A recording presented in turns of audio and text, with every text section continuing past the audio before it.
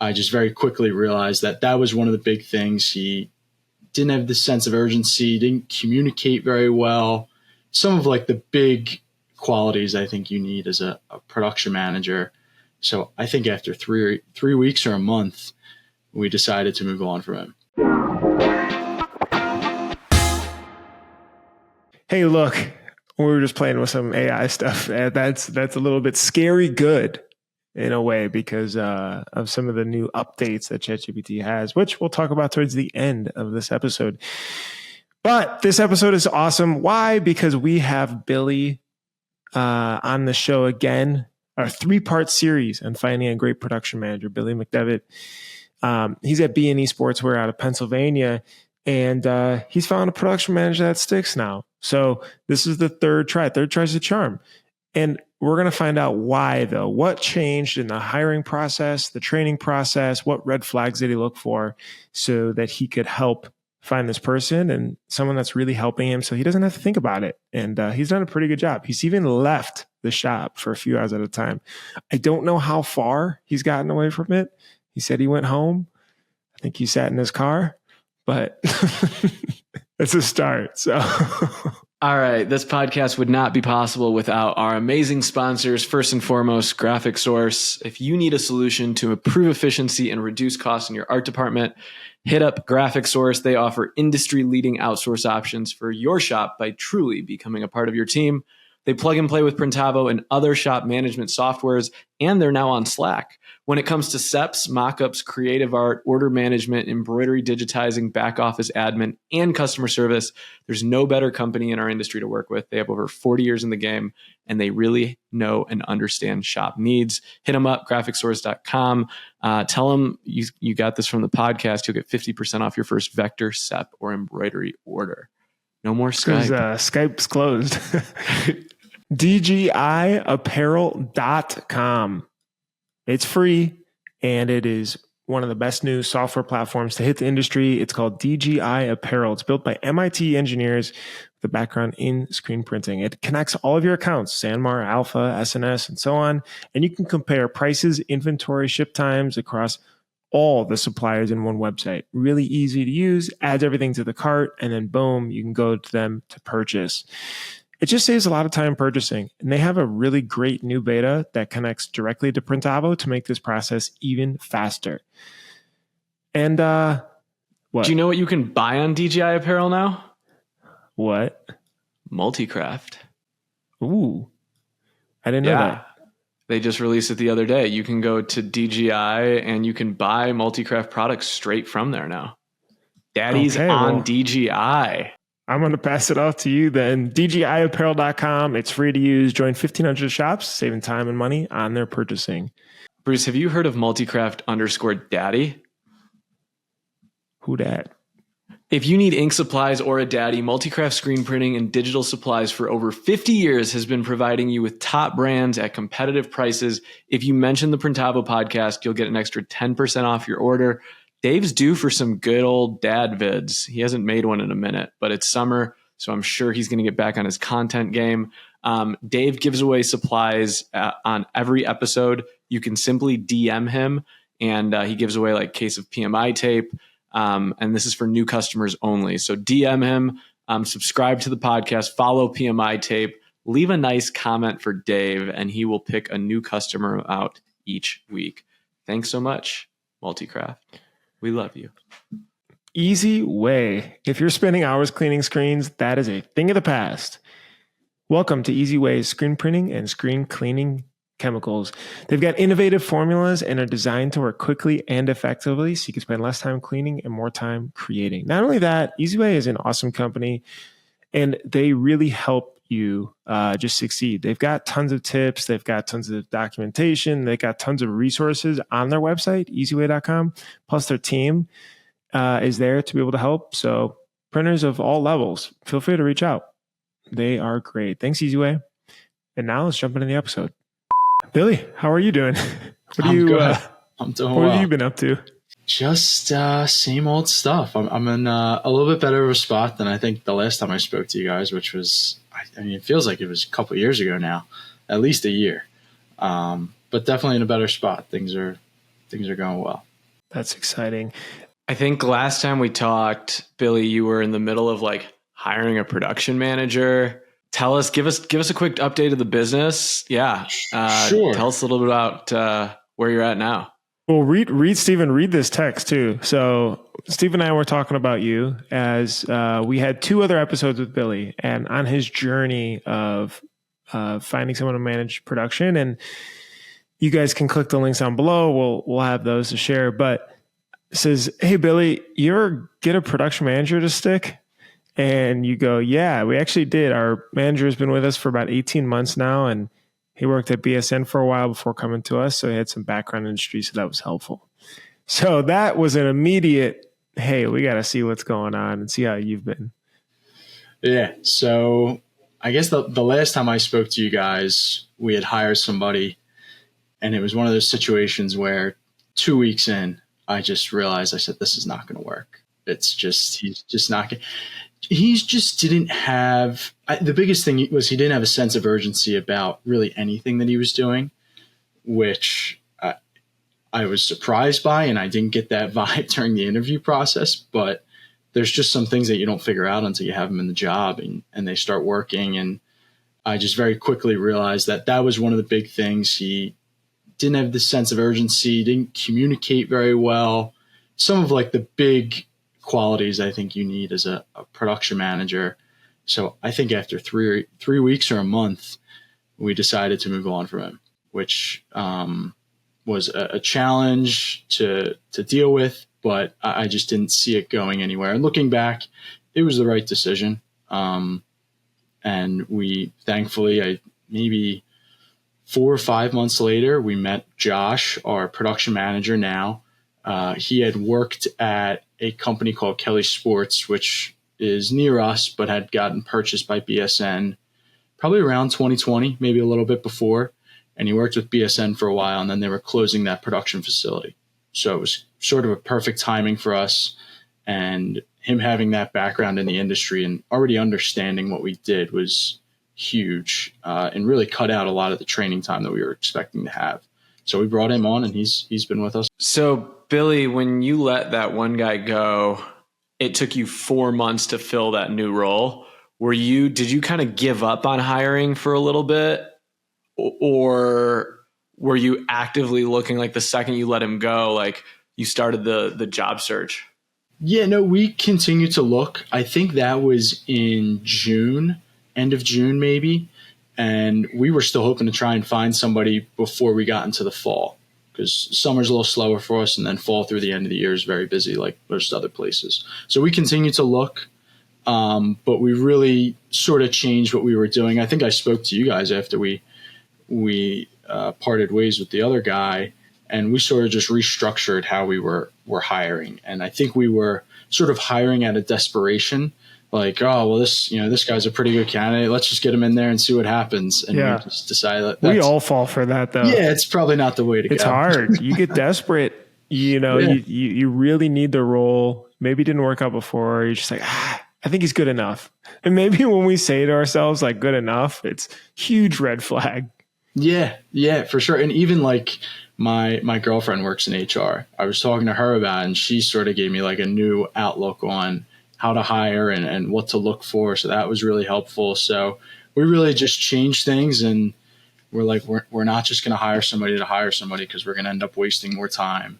And we just got to wait for somebody that we feel really comfortable with. And thankfully we found that. Steven, do you think, you mentioned not having a sense of urgency was the last guy had that. Do you think that is trainable, or is it you either have it or you don't? You either run hot or you run cold. Like you're either a diesel boy or a regular gas boy. Yeah, like we don't do E85 here, right? Like this ain't no Prius. I just feel like once you see that they're slower, it's so hard to unsee. Yeah, I sort of agree with you. Like our production manager now, Josh, he's a pretty laid back guy. And I think even coming from where he was working at before BSN, I don't know this for a fact. I don't think they have the biggest emphasis on getting things out the door quickly and speed. They're really such a like sales organization, and production's almost second for them. So we sort of had to instill that in him. Like we are trying to get things out as quickly as possible. And we're more operating, the customer's telling us when they need it. We're not telling them, oh, hey, it's going to be 3 weeks and it is what it is. So we're sort of bending over backwards for our customers to try and keep things moving along. So I think that was even an adjustment for him, understanding that, we don't really say no to a whole lot of customers. And we have certain customers that will say yes to really anything because of the volume they do with us and their loyalty. So, but I'm assuming you had that same talk with the second guy, right? Where, hey, look, we're trying to get stuff out the door, like, but repeated, but different person. Was that just not received, and that's where you knew? Yes, yeah. You're referring to the person that we let go? Yeah. It was pretty much like immediately I asked him to do something, or we had an order that had to get done and it didn't get done. And then like the same thing happened again. And I think the biggest thing too, it wasn't a busy time for us. So it was like, man, well, what are we going to do when we're really busy in the fall if he's not even able to handle these things in the summer. So I think our new guys had the same sort of had a laid back mentality, but he's definitely picked it up and understands where we're coming from now. I think in order to test for it, my business partner, Jed, he works in manufacturing and other businesses. And a lot of times he'll do like a ride along with an employee. And some things he'll tell me is like, I'm just seeing like, do they get out of the car quickly? Are they going to go open the door? Are they like mosey? Am I walking faster than them? Right. And so like sometimes he'll be like, come on, keep up with me, Wait, and it's you mean like a physical, we're going to the store? What do you mean? Yeah, like when he's trying to hire employees, he'll like take them out to lunch and just like see them like follow me through the place. Like, like how do they go and open the door? Are they decisive about ordering or something? Or? Yeah, like, hey, fold this shirt real quick. Like, do they work fast? Do they work slow? Do they try to work fast, but they might not get it right? Like my business partner, Jed, he works super fast and like he'll be like, come on, let's go. Right. And so I think it's something you can test for, at least train a little bit. What else, Billy, were you interviewing for the second time around? Like, what were your red flags? Like, how was the interview process knowing that you kind of botched it the first time? Sure. I think first of all, the industry experience in my mind cut down like 2 months of training. I mean, he had such a good understanding of all that. I'd say that was like definitely the biggest one. And I think we got lucky on that. I was not expecting to find that. Josh also had experience managing people and doing reviews with employees on like a quarterly basis. So that was a big thing that we're still trying to work on doing more regularly. But the fact that he had experience with that and directly managing people, because that was another issue that we had dealt with. I'd say those were the two big things. Honestly, he just seemed like a really good person. And his referrals were really strong. I think, referrals can be kind of hit or miss, but his referrals were sort of glowing about him, which I think when you get he was fine, that sort of tells you everything you need to know. But when they're really endorsing him, that says a lot. What was the interview process though? And you specifically said your girlfriend is in HR and she had some good tips. So like what's like the most optimized production manager interview process now that you'll use going forward? I mean, I don't know if we have it perfect, but I think we had him come in for a half day, which was big. And this is the first, or did you phone screen? So first thing, we did a phone screen. I talked to him on the phone. Then he came into the office and I met him in person and showed him. Wait, and sorry, Billy, what did you ask him on the phone? I think some of these questions are like good for picking those red flags to peel someone off soon. Yeah, I have to go back and I have a file of what I sort of asked and the process that I followed. But I can't remember any of the exact questions off the top of my head. The first phone screen, it wasn't anything specific. Like it's just trying to get a sense of, can they hold a conversation? Are they a normal person that we would want to work with? That's what I sort of use the first phone screen for. And once I nailed that down, it's bringing them into the office and making sure that this is a place that they could, potentially see themselves working, and walking them through that. And then the last thing after that, if, all went well and both sides were good, we brought him in for a half day.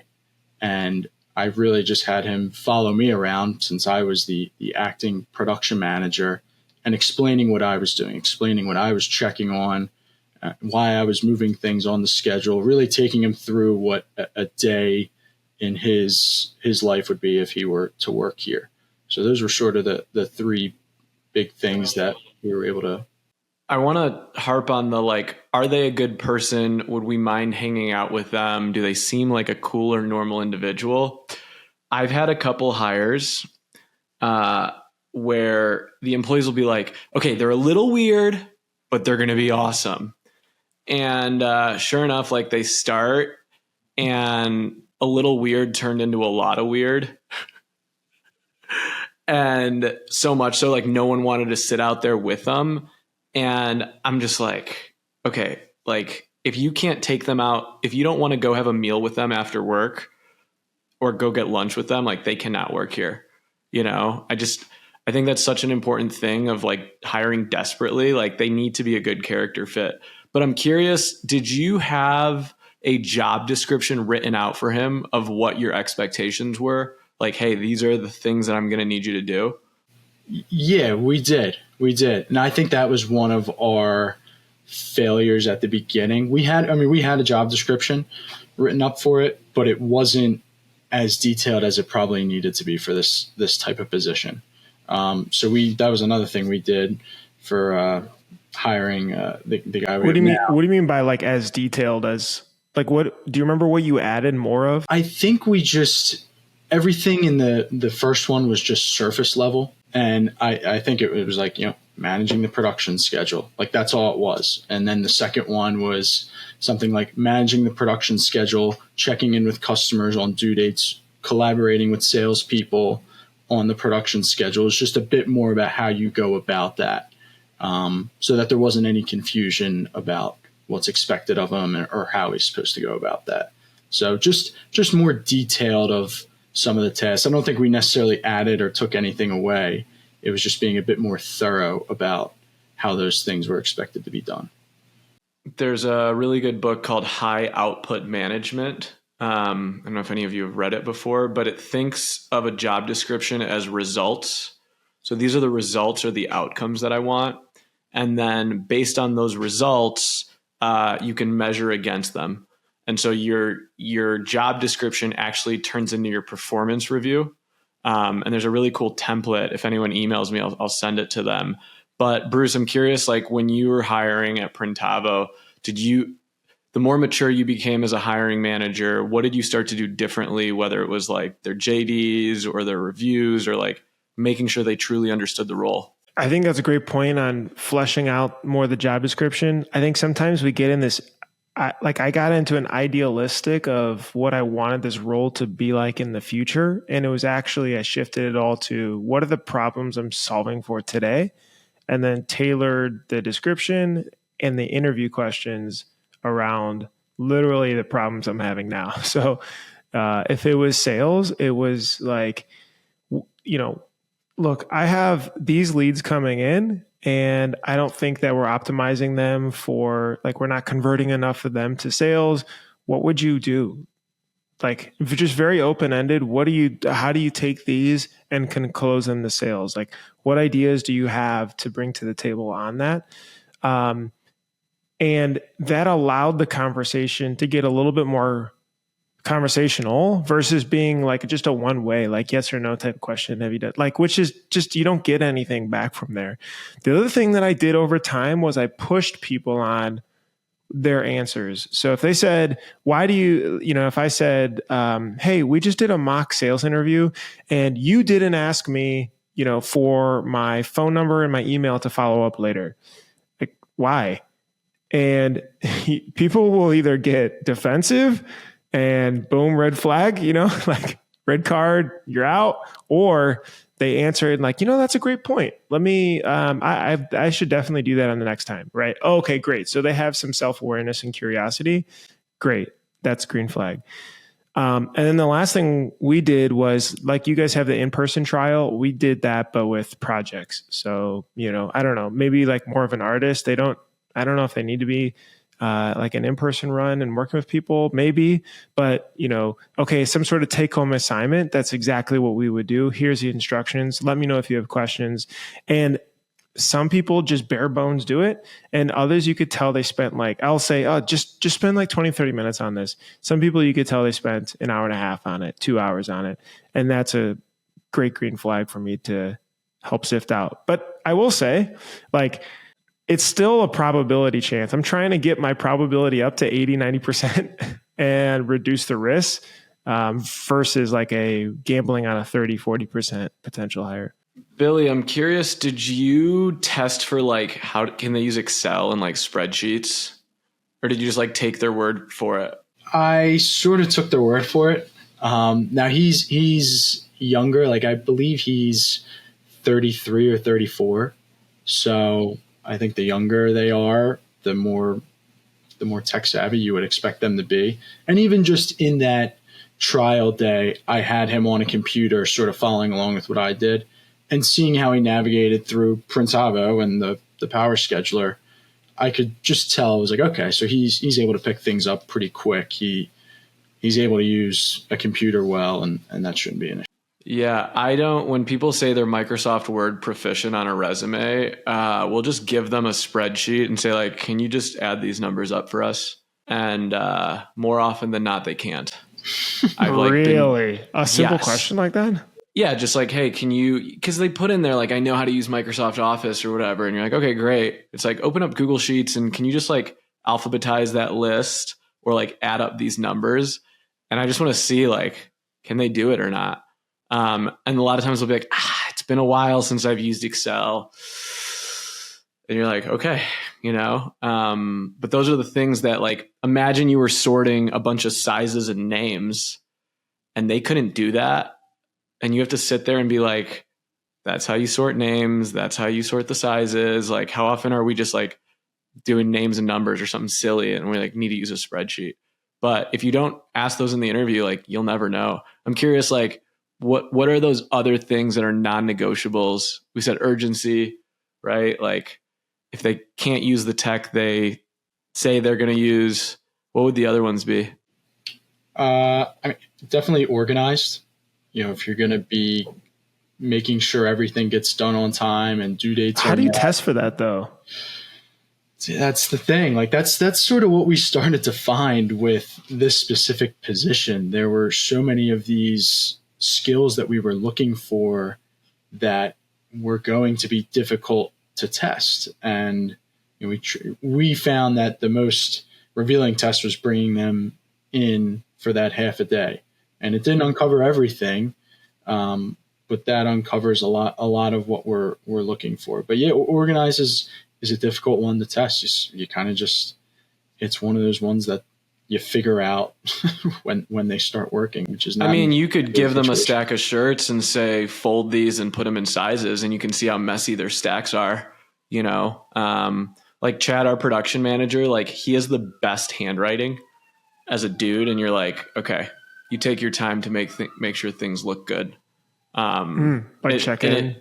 Yeah. Just he has really good handwriting, and I don't know if someone has super messy handwriting or they're just sloppy. I think there's something to be said there.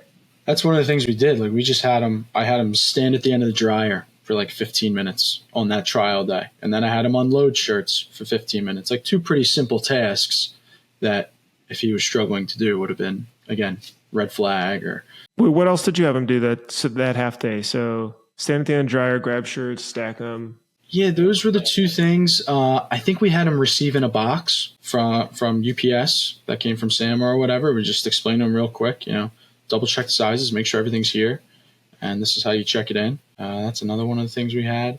And then I had him, I gave him a list of jobs on the schedule. I said, hey, I want you to move these move this to Wednesday, this to Thursday. So I had him physically moving jobs on the schedule just to make sure he understood how it worked and was paying attention to what I was doing. And then I went back and just made sure he did it. So a lot of simple stuff. I think it uncovered a lot. And again, they're simple things, but any of those things that if he were to struggle with, would have been a bit of a warning to us that maybe he's not as good a fit as we think he is.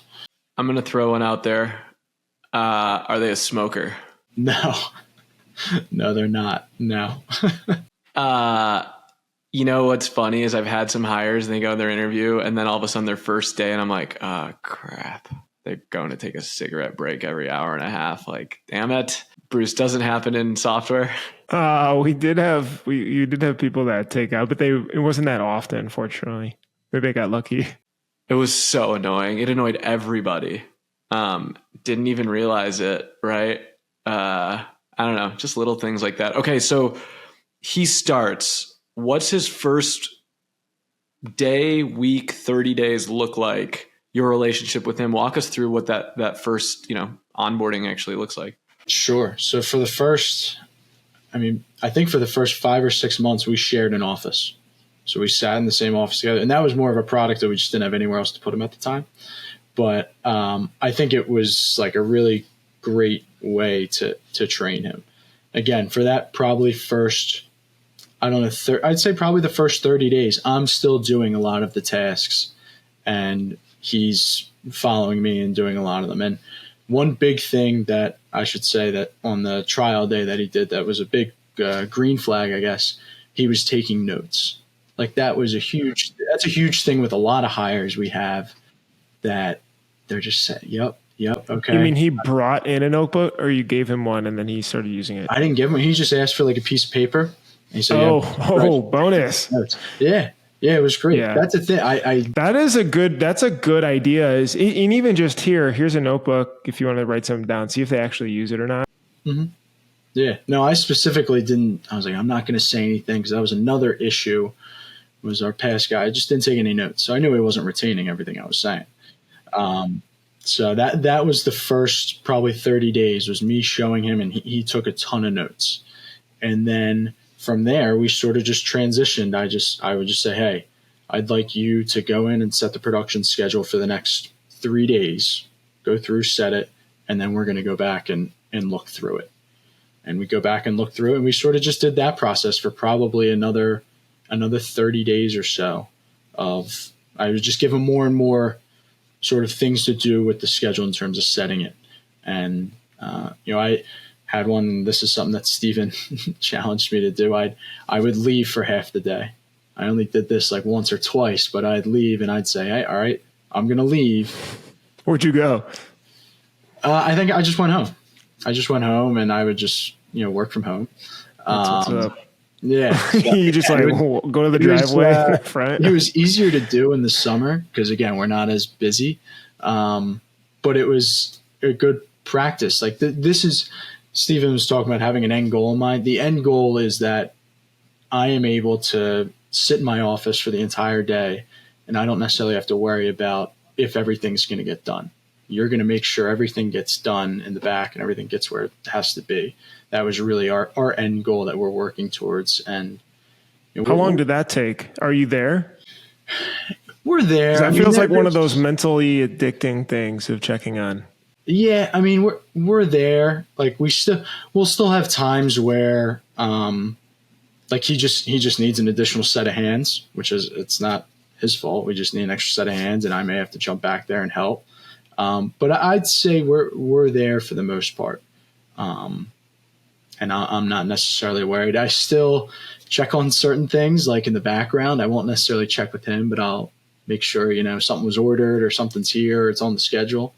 But not a whole lot that I have to say, hey, this isn't on the schedule, I need you to put it on. We talked about this last week. Like that really doesn't happen. If that happens, it's my fault because I didn't tell him. So when you're hiring a new employee, I'll always say like teach as you ought, not as you did, right? Like, did you use that opportunity to like write out SOPs or like level up his role? Like, we didn't track this, but now you're tracking that. Like, Did you find new things that would be valuable to you in the company now that he was dedicated to that role? Yeah, like we didn't track any of our production. Like had no idea how many pieces we were printing per day or impressions or anything like that. He now keeps track of that and he fills it out every week. So we're able to see, the real production that we're doing in it. That's helped us a little bit with our pricing. Like we've kind of gone and looked back and again, figuring out exactly how long certain jobs take us. And then, from there, what they really cost us to do. So that's definitely helped us. And that wasn't something that I had the time to go back and do every week before. As in your prices you felt were low because of that, or you felt there was a good margin in it? I didn't feel like there was anything wrong with our prices, but my dad, our price list he got, 40 years ago when he started, he just pulled it from somebody else and used that and sort of just increased it incrementally. But there was never been the same ever since. Yeah. Not quite. But yeah, there was never like, hey, here are our costs. This is what it costs us to print 100 shirts or whatever. So we kind of went back and looked at that and realized there wasn't really anything wrong with our pricing. We were about, where we needed to be. With some small tweaks. But that what I say is probably the biggest thing. Owners of a company will not consistently track. Employees are the ones that will actually track. And it's sometimes not very fun. But once we started tracking things in our production facility, labor rates, like daily production logs, I bet you that employee paid for themselves just by having like the conscious, having that awareness of all of these different metrics. And so like, it's one of those things where a good manager that's tracking things will pay themselves off probably just by like cost savings and efficiency, I feel like. So that's interesting. I'm curious, what about you, right? So like you were kind of front of house, back of house, doing everything. What does your day-to-day look like? Are you still in there every day? Like, yeah, what's your world like? Yeah, I'm definitely still in here every day. And I'm, definitely doing more sales than I was when we hired him. Our issue now is, again, thankfully, we have a ton of repeat business and a lot of inbound customers. So that is a lot of what I deal with. And we are not so much doing a lot of outbound and trying to find the new customers. So that's sort of my next challenge that I'm tackling is we're trying to hire another salesperson that can focus on more of the outbound sales. Because that's something that we just I do it in January and February when I have the time, and then I don't do it till the summer, and then I do it a little bit in the summer, and then not the rest of the year. So that's not exactly an effective way to continue to grow sales. So that's what I'm focusing on now. We're trying to hire. Do you feel? And remind us, Bill. Like, do you own the company with your dad? Are you trying to buy it? What's the makeup again? I don't own any of it right now. I'm beginning to buy in this year. My dad is starting to step away a bit more. He'll always work here in some capacity, but he's here less and less, and I'm more making a lot of the decisions. So yeah, right now I don't own any of it. Still my dad, but we're working towards that. And what's your dad's role in the company now? Is he able to take a step back? Golf? Yeah, absolutely. Yeah. Last summer, I'd say was the first time he really stepped back, and I think it was the first summer that we had the new production manager and we're comfortable with him. So I think he then felt comfortable stepping out of things and leaving it to just, myself to make a lot of those decisions. But yeah, I mean, now that the summer's here, he plays a ton of golf. So he's not here right now. He's out playing golf. So he's here 4 or 5 hours a day around there. And again, he has a few customers that he deals with. And yeah, he really enjoys being here. He's always loved what he does and talking to customers and especially going out and seeing them. So he's doing a lot of that. It's pretty cool that you have a great self-awareness about, okay, I'm full on this role. I need help here. And that you're able to, it sounds like, micromanage a bit less. Like for me, I was so passionate about product and customer interactions that's sort of the areas I micromanaged. And I think shop owners are maybe probably more customer interactions and production is their passion. So they micromanage that a bit more too. So it seems like definitely a mental addiction to step back from a bit more. I'm curious, Billy, how you like with Bruce kind of saying like, okay, say you hire an employee or a manager, a lot of times the owner can't get out of the way and they end up like over micromanaging or over being like in the weeds. Do you have like a weekly one-on-one where the two of you sit down as like a team? Do you talk every day? What's your management style with him and what's your relationship like? Seems like something's working. Yeah. I mean, we definitely talk every day. You know, I'm here every day, so we talk. We don't sit down weekly.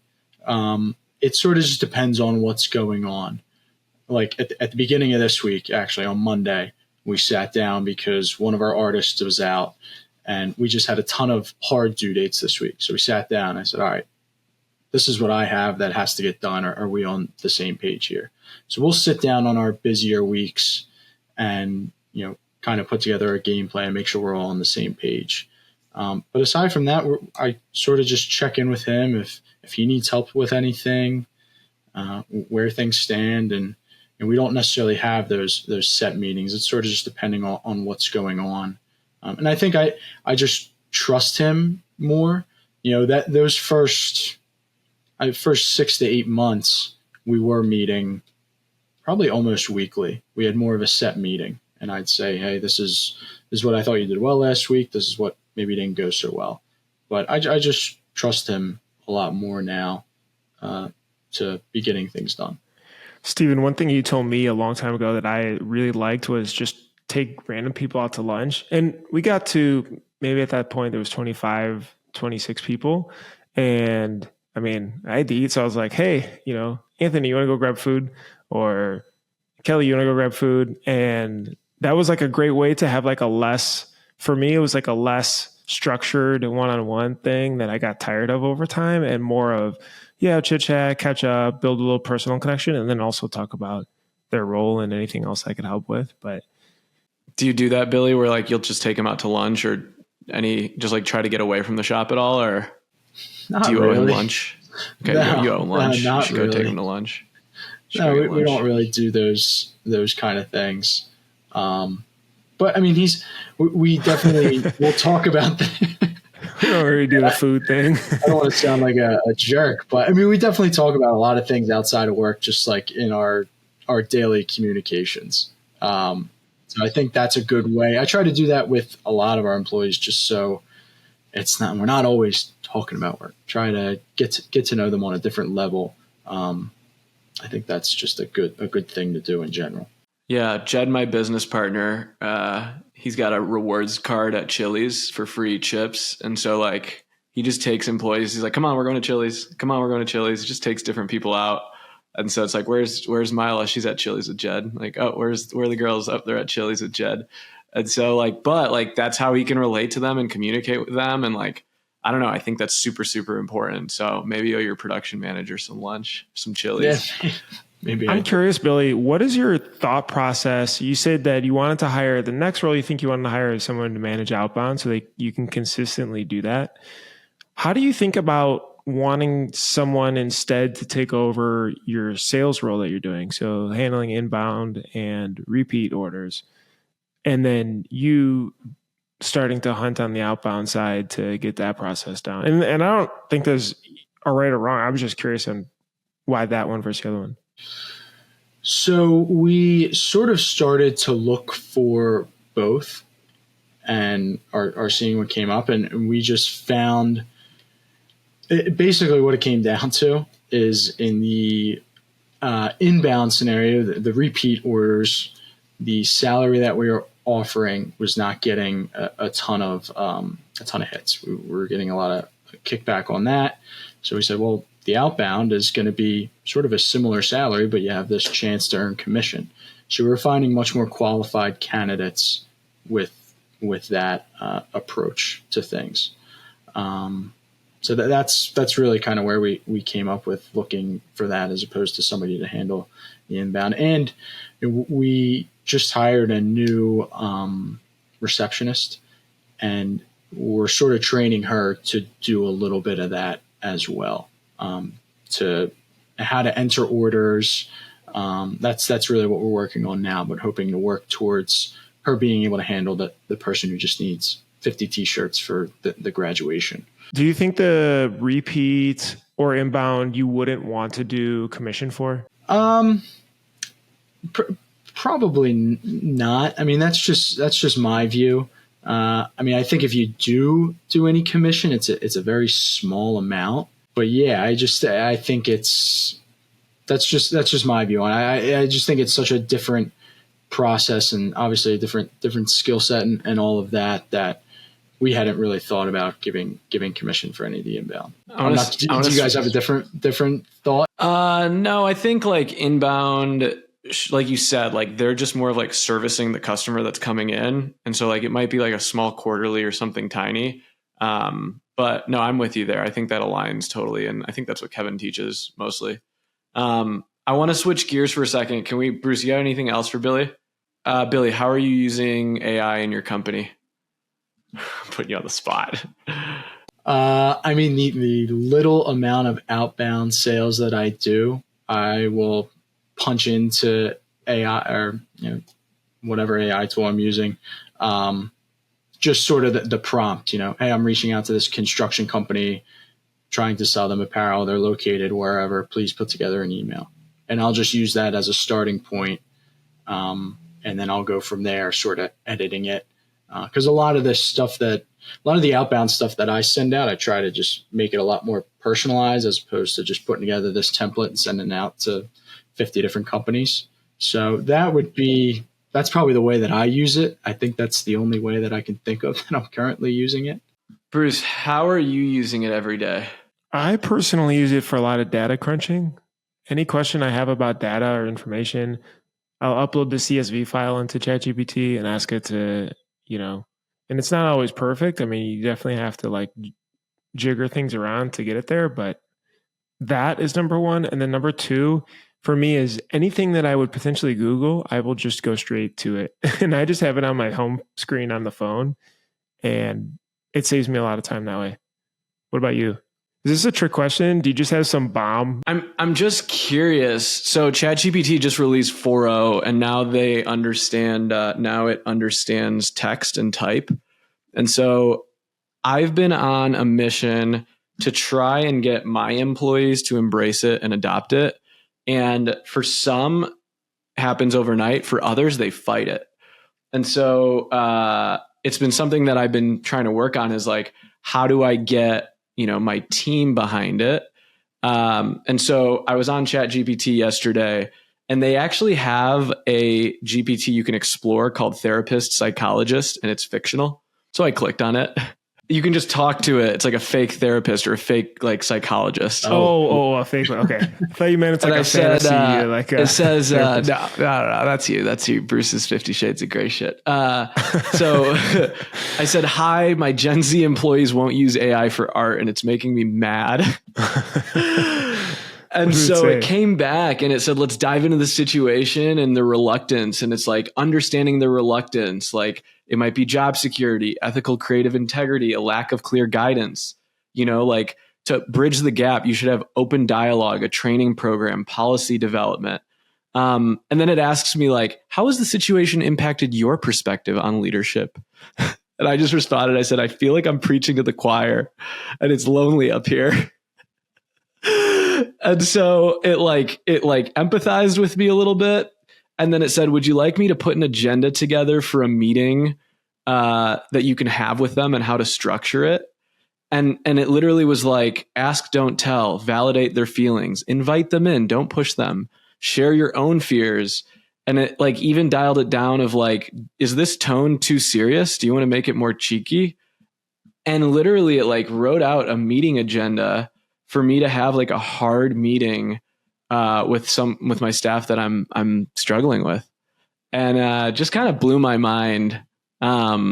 Just like bonkers that like it just guided me through that. I've been calling restaurants now, and it's been like an AI agent answering. I just think as an industry beyond artwork, we either can like embrace it, try to use it, or like if we put it to the wayside, I feel like we're just going to get passed up a little bit. Well, the new artwork you were showing was insane. I don't know if you want to talk about that, but this, this update that can now spell and understand, you can upload an example, ask it to change. I mean, you've got some interesting prompts you guys were using. Yeah. I mean, we just took like the welcome to Chicago where they do like the silhouette of the city and like the letters, and we're like, change it to a different city with a different thing. And it like redrew it. Just nuts.